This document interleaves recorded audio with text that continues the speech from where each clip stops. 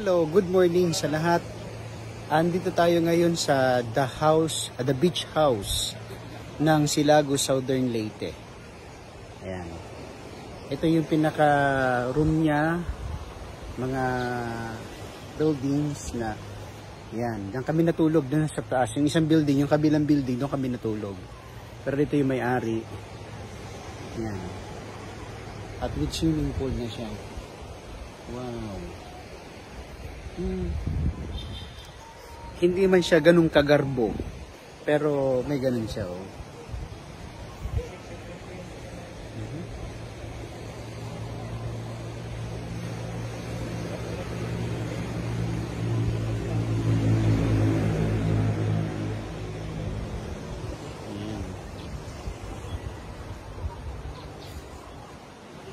Coffee na raw.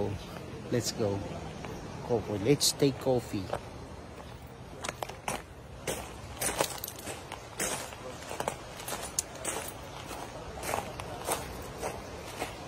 So guys, dito ako ngayon sa Silago Rural Health Center.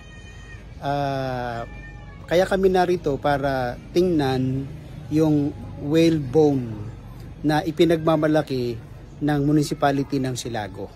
Kaya ito yun, papakita ko sa inyo. One. Oh.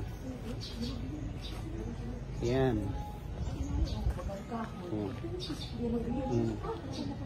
Yun yun. Yan.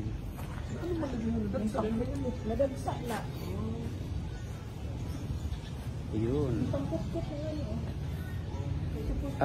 Nandito lang muna siya dahil sa hindi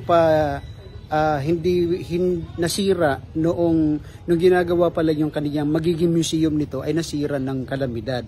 Kaya mabuti na lang nasira muna bago ilipat sana itong whale bone doon sa pinaka-museum.